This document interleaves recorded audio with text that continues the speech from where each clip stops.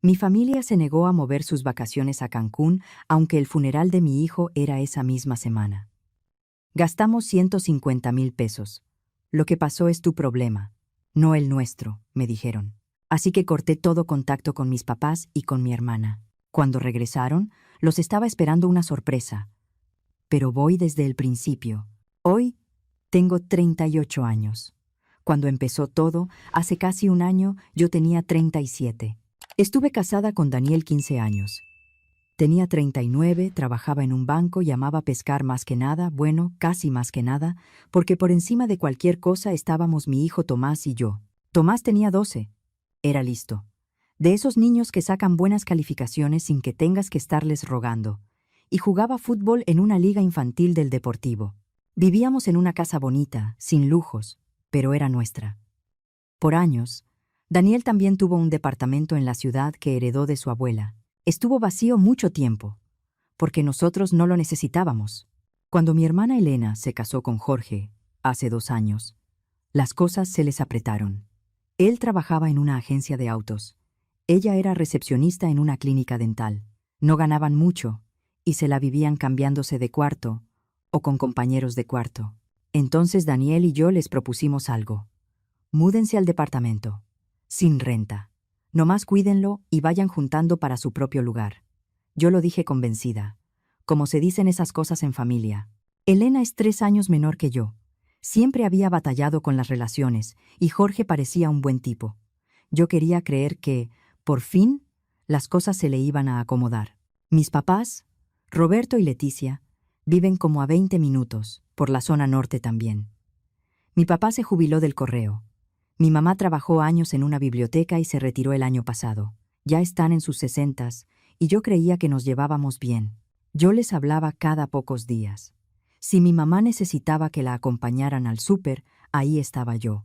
Si a mi papá le dolían las manos por la artritis y no podía arreglar algo en la casa, yo iba. Cuando se les complicaba el dinero, yo buscaba cómo ayudar. Yo de verdad pensaba que eso era una familia. Ese sábado de enero amaneció frío. De esos días en los que el sol engaña y el aire sigue cortando. Daniel se despertó temprano, emocionado por llevarse a Tomás a pescar a la laguna de Zumpango. Lo habían planeado toda la semana, porque decían que el clima iba a estar de lujo. Se fueron como a las 8 de la mañana.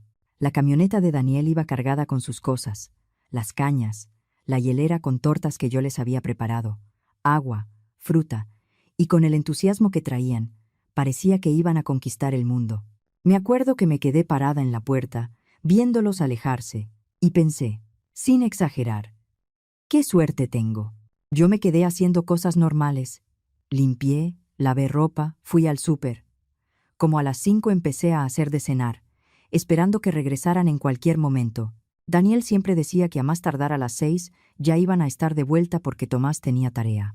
Llegaron las 6 y nada. Las 7 y nada. Le marqué a Daniel y se fue directo al buzón. No era raro. Por la laguna y en algunos tramos se va la señal. A las 8 ya me estaba inquietando, pero me repetía que a lo mejor se les fue el tiempo o tuvieron un problema con la camioneta. El timbre sonó a las 8:47. Me acuerdo exacto porque vi el reloj, pensando que era un vecino o alguien con una entrega. Abrí la puerta y había 2 policías. ¿Mariana Paredes?, me preguntó el mayor, con una cara seria que me heló. Hay una sensación que te cae encima cuando sabes, sin que nadie te lo diga, que algo horrible pasó. Yo la sentí en ese segundo. Sí, me salió casi sin voz. Soy el oficial Hernández. Él es el oficial Salas. ¿Podemos pasar? Los dejé entrar a la sala. Las piernas me temblaban, como si no me sostuvieran. El oficial Hernández se sentó frente a mí. El otro se quedó cerca de la entrada, como cuidando el espacio. Hernández respiró hondo.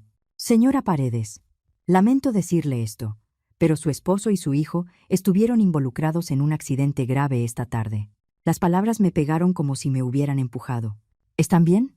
¿Dónde están?, pregunté, y hasta me dio coraje que mi voz saliera tan normal. Hernández bajó la mirada a su libreta. El accidente ocurrió aproximadamente a las 6:15 de la tarde, de regreso, en un cruce con semáforo por la zona de Tecámac. Un conductor en estado de ebriedad se brincó la luz y se impactó del lado del conductor. Yo sentía que no estaba respirando. «Dígame nada más si están vivos», le dije, y la voz se me quebró. Hernández me miró con una tristeza que no se le iba a quitar nunca. Su esposo falleció en el lugar. Lo siento mucho. El mundo se quedó en silencio. Yo escuché las palabras, pero no entraban. Daniel muerto. No, no podía ser. Me había dado un beso en la mañana. Se iba a regresar a contarme cuántos peces sacaron. Tomás iba a entrar a la casa hablando a 1000 por hora. ¿Y Tomás? Logré decir. El niño está vivo, pero está en estado crítico. Tiene lesiones importantes, incluyendo un traumatismo cráneoencefálico. Por la póliza de Daniel, lo trasladaron al Hospital Ángeles Lindavista. Está en cirugía. No recuerdo bien lo que pasó después.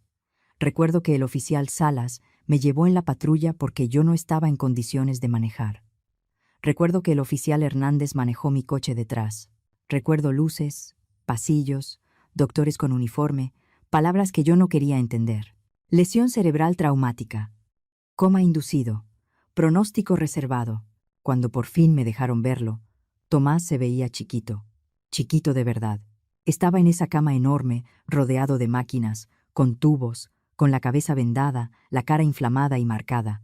La doctora Martínez me explicó con calma que le habían quitado presión al cerebro, pero que no podían saber si iba a despertar. Ni cuándo, ni cómo, me dijo. Fue honesta, sin ser fría. Eso se agradece y se odia al mismo tiempo. Esa noche, desde el hospital, le marqué a mis papás. Mi mamá contestó al tercer tono. «Mariana, ya es tardísimo. ¿Qué pasa?» «Tomás», dije. Y ya no pude decir más porque me solté llorando como si me hubiera quebrado por dentro. «Mi amor, ¿qué pasó? ¿Dónde estás?» «Daniel», logré sacar. «Hubo un accidente. Daniel, ya no está. Tomás está en coma». Hubo silencio. Un silencio pesado, de esos que te hacen más daño que cualquier grito. Luego mi mamá dijo, «No, no, Mariana. ¡Ay, no! Vamos para allá». Pero no llegaron para allá en ese momento. Llegaron hasta la mañana siguiente, con cara cansada y rara, como incómodos. Mi papá me abrazó torpe. Mi mamá me palmeó el hombro. Se quedaron 1 hora. Preguntaron lo básico. «¿Cómo pasó?» «¿Qué dijo la doctora?» «¿Qué va a pasar ahora?» Y luego dijeron que tenían que irse porque necesitaban hacer llamadas. «Te vamos a ayudar con los arreglos», me dijo mi mamá. «No te preocupes por nada». Yo me agarré de esas palabras como de un salvavidas. Al día siguiente, los llamé para hablar del funeral de Daniel. Yo estaba destruida, y aún así había que tomar decisiones. Y ahí fue cuando noté algo. La voz de mi mamá ya no era la misma. Sonaba lejos, como si estuviera hablando de un trámite. «Mariana, es que no vamos a poder ayudarte con los arreglos». «¿Cómo que no?», pregunté, confundida. «Es que Elena y Jorge se mudan esta semana al departamento de Daniel y quedamos en ayudarlos a acomodarse». Yo me quedé en blanco. «¿Pero qué tiene que ver eso?» «Mamá, Daniel acaba de morir. Su funeral es más importante que andar acomodando cosas». «Claro que sí», dijo rápido, como queriendo cerrar el tema. «Pero ya lo prometimos, y tú sabes cómo se pone Elena cuando le cambian los planes. Vamos a ir al funeral, no te preocupes. Nada más. No vamos a poder ayudarte con la organización». Colgué y me sentí sola de una manera que no puedo explicar. Mi esposo había muerto. Mi hijo estaba entre la vida y la muerte. Y mi familia estaba preocupada por cajas, muebles y por no hacer enojar a mi hermana. Organicé el funeral de Daniel sola. La funeraria, las flores, la sala, la misa, el ataúd, el panteón. Cada decisión la tomé yo, con la cabeza hecha pedazos, mientras ellos estaban ayudando a Elena y a Jorge a mudarse al departamento de la Colonia Juárez. El servicio fue sencillo. La gente llegó. Dijeron cosas bonitas de Daniel. Yo escuchaba y sentía que estaba viendo una película ajena. Lo enterramos y cuando terminó, mis papás, Elena y Jorge, llegaron casi al final. Se quedaron lo mínimo y se fueron rápido. Y ahí empezó a nacer algo feo en mí. No era odio todavía. Era como una realidad que se me iba acomodando en la cabeza, pero yo no quería verla. Después de la muerte de Daniel, legalmente todo quedó a mi nombre. La casa, el departamento, sus cuentas. Daniel había sido muy cuidadoso con el dinero y tenía un buen seguro de vida. Me dejó estable económicamente. Era lo único bueno en medio de todo eso. Yo trabajo en un despacho contable y decidí reducir el horario a medio tiempo. El dinero ya no era el problema. Lo único que me importaba era estar con Tomás. La doctora me dijo que a veces, aunque no respondan, pueden escuchar. Así que todos los días le leía. Le leía lo que fuera. Libros que le gustaban, historias de aventura, hasta la tarea que la escuela mandaba, porque sus maestros estaban siendo amables y me la seguían pasando por si despierta. Tu maestro dice que vas muy bien en matemáticas, le decía, con la mano de Tomás en la mía. Te está guardando todo para cuando regreses. Le hablaba de los partidos del fin de semana, de lo que pasaba en la escuela, de cosas chistosas que veía en la tele. Le hablaba de su papá. Le decía que Daniel estaría orgulloso de él, que estaba luchando con todo, pero Tomás no respondía. Respiraba. El corazón iba estable. Las máquinas marcaban números que yo aprendí a mirar como si fueran un idioma. Y aún así, nada. Ni un apretón de mano, ni una mirada, nada. Los doctores eran amables pero realistas. Las lesiones cerebrales así de severas pocas veces tienen un final feliz. Aún así, yo me aferré. Pasaron 6 meses. Mi vida se volvió una rutina. Trabajo en la mañana, hospital en la tarde, noches solas en la casa. Elena y Jorge ya estaban bien instalados en el departamento. A veces me marcaban para darme las gracias por dejarlos estar ahí, pero nunca preguntaban por Tomás. Nunca. Ni una sola vez un ¿cómo sigue? ¿O necesitas algo? Mis papás visitaron a Tomás exactamente 3 veces en 6 meses. 3. Y cada visita duraba como 20 minutos antes de que encontraran un pretexto. Los hospitales me ponen nerviosa, decía mi mamá. O tu papá ya se cansó, decía también. Y el tráfico, remataban, como si eso justificara todo. Un martes por la mañana, en julio, la doctora Martínez me llamó al trabajo. Yo estaba revisando unos reportes cuando sonó el celular. Señora Paredes, soy la doctora Martínez. Necesito que venga al hospital lo antes posible. Se me cayó el alma. Salí sin pensar. Manejé como pude. Cuando llegué, la doctora me esperaba afuera del cuarto de Tomás, y por su cara supe todo antes de que abriera la boca. Señora Paredes, lo siento muchísimo. Tomás falleció hace aproximadamente 1 hora. Su cuerpo ya no pudo más. Sentí un golpe. Literal. Me fui para atrás y tuve que agarrarme de la pared. Pero estaba estable, dije, casi reclamando. Ayer lo vi igual que siempre. A veces, con lesiones tan graves, el cuerpo se rinde, me explicó, y se le quebró un poquito la voz. No había nada más que pudiéramos hacer. De verdad lo siento. Entré al cuarto y lo abracé por última vez. Tomás se veía tranquilo, como dormido. Yo esperaba que abriera los ojos y me dijera, ¿qué pasó? Como cuando se despertaba de una pesadilla. Pero no, mi niño se había ido. Manejé de regreso a casa y me senté en la sala durante horas, llorando hasta que ya no me salía nada. Cuando por fin pude respirar sin ahogarme, tomé el teléfono y marqué a mis papás. Mamá, Tomás murió hoy. Hubo una pausa. Ay, Mariana, lo siento, dijo mi mamá. Su voz era plana, como si le hubiera dicho que se me descompuso el refrigerador. Yo me quedé helada, pero seguí. Necesito ayuda con el funeral, le dije. No puedo hacer esto sola otra vez. Pues eso va a ser un problema, contestó ella, como si estuviera hablando de un cambio de plan. No podemos ayudarte con eso, y tampoco vamos a poder ir al funeral. Yo pensé que había escuchado mal. ¿Qué? ¿Cómo que no van a ir? Mañana volamos a Cancún con Elena y Jorge. Es un viaje familiar. Lo planeamos desde hace meses. Era martes. Tomás acababa de morir, y mi mamá me estaba hablando de un vuelo al día siguiente. Me quedé sin reacción un segundo, y luego me salió la voz como un grito bajito. Mamá, mi hijo acaba de morir.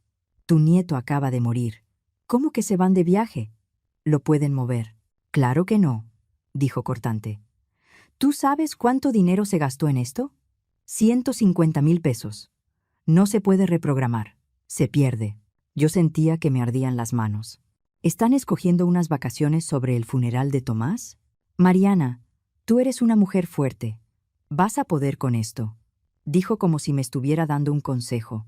Así como pudiste con el funeral de Daniel. No nos necesitas ahí. Y la verdad, ese dinero no se puede tirar. Y me colgó. Me quedé viendo el celular con la mirada fija, como si fuera algo que no entendía. Sentí como si me hubieran pegado en el estómago.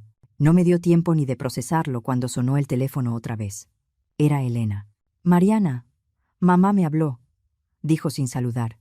Mira, sí, lo de Tomás está muy triste, pero no vamos a cancelar el viaje. No sonaba triste, sonaba fastidiada. Elena. Es el funeral de Tomás, dije. Y me odié por sonar como si estuviera pidiendo un favor. Es tu sobrino. Y lo siento, pero eso es tu problema, no el mío, soltó ella, y ahí sí me quedé sin aire. Además, estoy embarazada, ¿me entiendes? Esto puede ser mi última oportunidad de descansar antes de que nazca el bebé. Yo llevo meses esperando este viaje, y no lo voy a perder por esto. Yo estaba tan impactada que no me salían palabras. Tú no tienes derecho a pedirnos que cancelemos, siguió. Ya pagamos todo. Yo necesito este descanso. Tú resuelve tus cosas y déjanos en paz. Y también me colgó. Me quedé en silencio. En 10 minutos, mi familia me dejó claro que una playa era más importante para ellos que mi hijo muerto, que yo estaba sola. Pero en ese momento sentí algo que no había sentido en meses. Claridad, como si por fin se me acomodara la cabeza. Está bien, me dije. Primero entierro a mi hijo. Luego veo qué hago con ustedes. Llamé a mi amiga Sara. En cuanto escuchó mi voz, no preguntó mucho. Llegó a mi casa y se sentó conmigo. Entre las dos organizamos el funeral de Tomás. Otra vez lo hice yo todo. Pero esta vez ya no esperaba que mi familia apareciera. Ya no esperaba apoyo. Ni siquiera esperaba que fingieran que les importaba. Entre el acta, la funeraria y conseguir espacio en el panteón, se fue hasta el jueves. El velorio y el entierro de Tomás fueron ese jueves por la mañana. Fue pequeño. Estábamos Sara y yo, unos compañeros de trabajo de Daniel que recordaban a Tomás de alguna convivencia, y la maestra Rocío Rodríguez, que se aventó el camino para estar ahí. Mis papás mandaron una corona. Ni siquiera fueron capaces de mandarla ellos. Llegó con un recado corto, impreso, como si fuera un trámite. Yo la vi y sentí más coraje que consuelo. El padre habló de la esperanza, de que Tomás estaba con su papá. Yo intenté agarrarme de esa idea. No lloré en la capilla. Ya había llorado todo en mi casa. En el funeral sentía una calma rara, como si estuviera viendo mi vida desde fuera. Cuando bajaron el ataúd pequeño de Tomás a la tierra, junto a la tumba de Daniel, me quedé parada pensando que mi familia, en ese momento seguramente estaba entrando a un hotel con pulsera, subiendo fotos, riéndose y pidiendo bebidas junto a la alberca. Después del entierro, Sara me dijo que se podía quedar conmigo. Gracias, le contesté. Pero necesito estar sola. Tengo cosas que hacer. Y sí, tenía cosas que hacer. Ese mismo día manejé al departamento de Daniel, el de la colonia Juárez, donde vivían Elena y Jorge. Yo tenía llaves. Era mi departamento. Lo heredé. Yo lo pagaba. Yo decidía.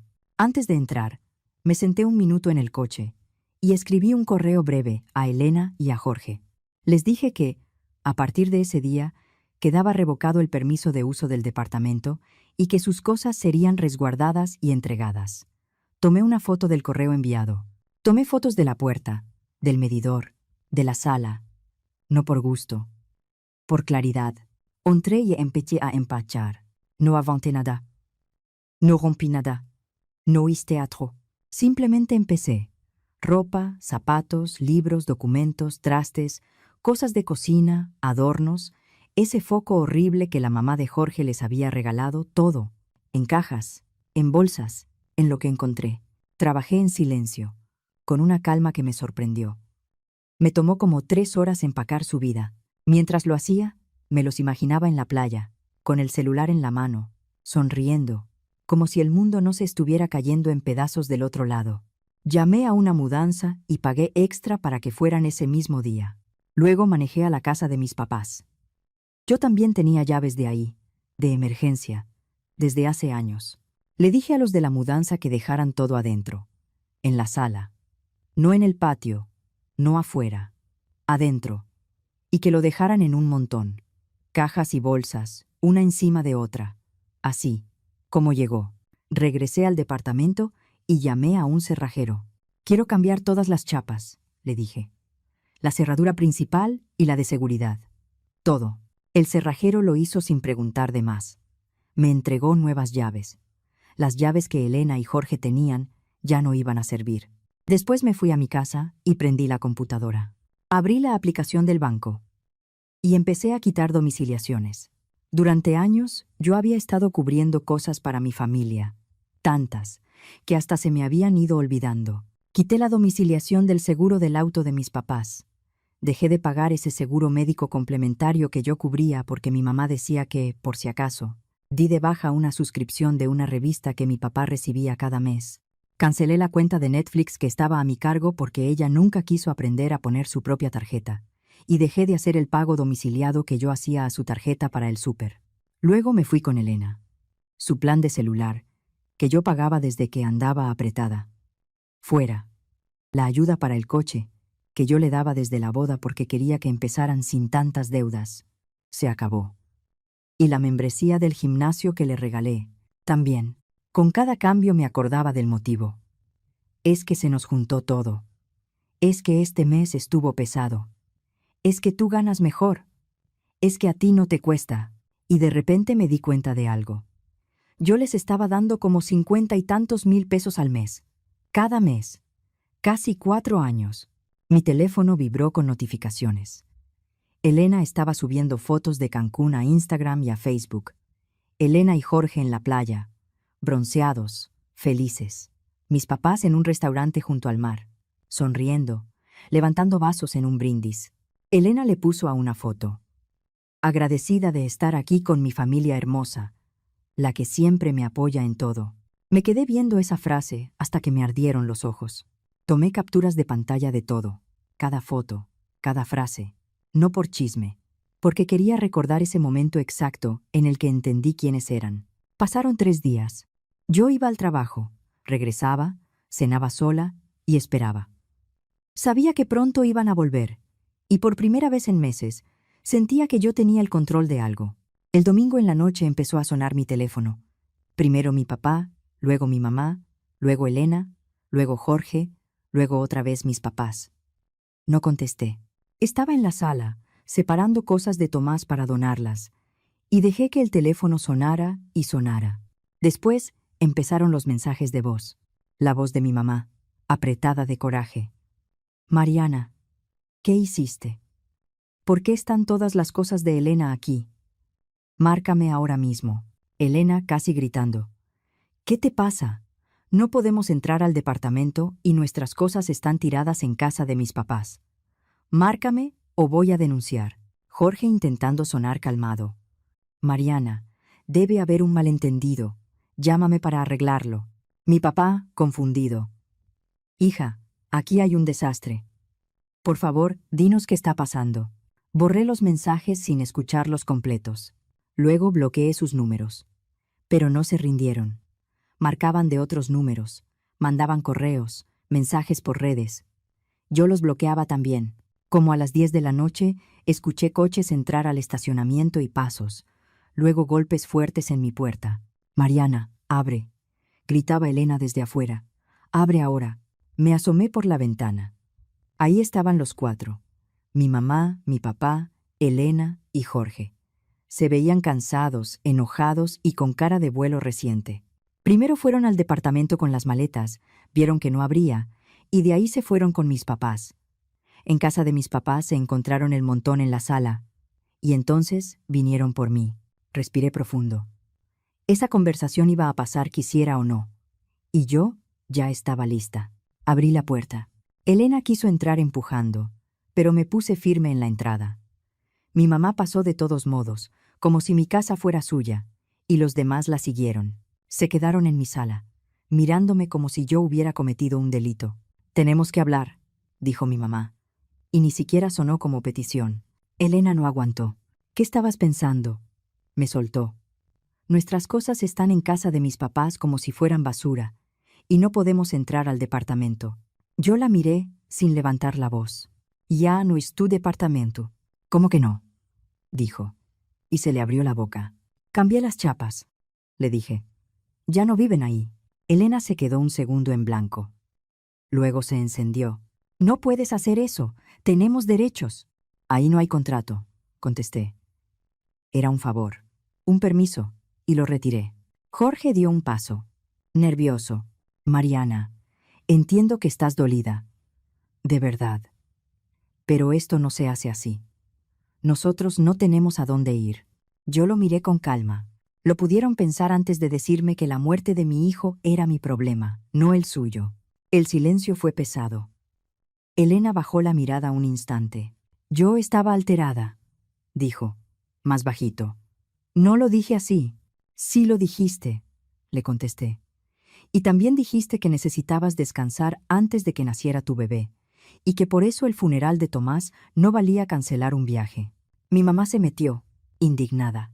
«Mariana, estás exagerando. Sabemos que estás mal, pero eso no justifica que hagas esto. Así no se trata a la familia». Yo solté una risa corta, sin ganas. «¿Familia?», dije. «¿De verdad? ¿Vienes a hablarme de familia?». Mi papá levantó las manos, como queriendo mediar. «Hija, claro que somos familia. Hemos tenido problemas, pero esto se puede arreglar». Elena, que hasta ese momento estaba en modo defensa, de pronto cambió la cara. Me miró fijo y dijo, con un tono que me dio asco: «Ya entendí. Ya me diste una lección. Ya, ¿no? Entonces dame las llaves nuevas y lo dejamos así». Yo la vi, sin parpadear. «No». Elena se quedó helada. «¿Qué?», dijo. «No», repetí. «Mi decisión es final. Ya no vives ahí. Consíguete otro lugar». Elena se llevó las manos al vientre, como si eso fuera un escudo. «Estoy embarazada», gritó. «No tenemos a dónde ir. ¿Cómo vas a correr a una embarazada así nada más?». Yo sentí un cansancio frío. «¿Pensaste en eso cuando preferiste Cancún en lugar de despedirte de Tomás?». Elena me miró un segundo y luego su cara se torció de enojo. «Ya sé qué es esto», dijo con una voz dura. «Estás celosa porque yo voy a tener un bebé y tu hijo murió». La sala se quedó en silencio. Hasta Jorge se quedó con la boca abierta. Elena siguió, como si estuviera sacando veneno. «Perdiste la cabeza desde que murió Tomás. Y ahora la agarras contra mí porque yo estoy embarazada y puedo seguir con mi vida. No soportas que yo esté feliz mientras tú sigues llorando por un niño que, la verdad, ni era tan especial». Algo frío me cayó en el pecho. Ahí sí levanté la voz como nunca. «¡Fuera!», grité. «Sálganse de mi casa. Ahorita». Mi mamá trató de arreglarlo. «Mariana, Elena no está pensando bien. Tú tampoco. Estás de luto. Estás sensible. Y estás tomando decisiones que van a lastimar a la familia para siempre. Cuando se te baje». «Se me bajó hace rato», le dije. Caminé a la puerta y la abrí de par en par. «Estoy más tranquila de lo que he estado en meses. Y si de verdad creen que perdí la cabeza, entonces no deberían estar aquí. Váyanse». Mi mamá se quedó un segundo, y luego soltó lo que de verdad le importaba. «¿Y el dinero?», dijo, sin poder evitarlo. «No puedes dejarnos así. Nosotros contamos con esa ayuda». Ahí estaba la verdad. No vinieron a pedirme perdón. No vinieron a hablar de Tomás. Vinieron porque dejé de pagarles. «Se acabó», dije. «El seguro del auto, el seguro médico, sus pagos, su tarjeta, Netflix, todo. El plan de Elena, su coche, su gimnasio, todo». Mi mamá empezó a llorar. A llorar de verdad. No lloró así cuando le dije que Tomás murió. «Mariana, por favor, no podemos con eso. Estamos jubilados. No nos alcanza». Yo la miré con calma. Se endeudaron para irse de vacaciones. Lo pagaron con tarjeta y a meses. Y aún así, me dijeron que el funeral de mi hijo era mi problema. «Ahora resuélvanlo ustedes». Mi papá intentó hablar, pero no le salía nada. «Resuélvanlo», repetí, como me dijeron a mí. Es su problema. Se fueron. Elena seguía gritando afuera que era injusto, que iba a buscar un abogado, que yo me iba a arrepentir. Mi mamá lloraba. Mi papá caminaba mirando al suelo. Cerré la puerta. Puse seguro. Y sentí algo que no sentía desde antes del accidente. Ligereza. Como si me hubiera quitado un peso del cuerpo. Pasaron 2 semanas tranquilas. Intentaron comunicarse de 1000 formas. Mensajes desde números desconocidos, correos, cartas, visitas. Yo bloqueaba, borraba, ignoraba. No abría la puerta. No contestaba. Hasta que Elena cometió un error. Publicó en Facebook un texto larguísimo diciendo que yo era cruel y vengativa. Dijo que había sacado a mi hermana embarazada de su casa y que había dejado a mis papás sin apoyo solo porque se fueron de viaje. Se pintó como víctima. A mí me pintó como una persona fuera de sí. Sus amigos empezaron a comentar, indignados. Las embarazadas necesitan apoyo, decía uno. ¡Qué falta de corazón!, decía otro. Pero luego empezaron a comentar otras personas. Gente que sí sabía. Vecinos, conocidos, gente que estuvo en el funeral de Daniel. Gente que sabía la historia del accidente y los meses del hospital.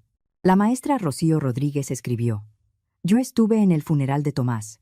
Ellos no estuvieron. Y era su nieto y su sobrino. Eso prendió la mecha. ¿Cómo que no estuvieron?, preguntó alguien. ¿Dónde estaban?, preguntó otra. Y entonces, la gente empezó a unir piezas. Uno recordaba que Elena subió fotos del viaje. Otro decía que vio a mis papás en el aeropuerto. Otro preguntaba fechas. Y de repente, el cuento de «¡Ay, pobrecita Elena!» ya no se sostenía. Yo estuve leyendo todo, con el corazón latiéndome en la garganta. No quería hacer un espectáculo, pero tampoco iba a dejar que me inventaran como villana cuando yo acababa de enterrar a mi hijo.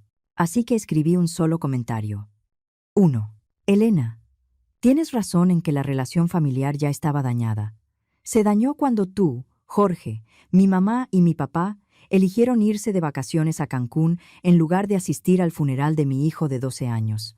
Me dijeron que su muerte era mi problema, no el de ustedes, y que ese viaje era más importante que despedirse de Tomás. Ojalá Cancún haya valido la pena.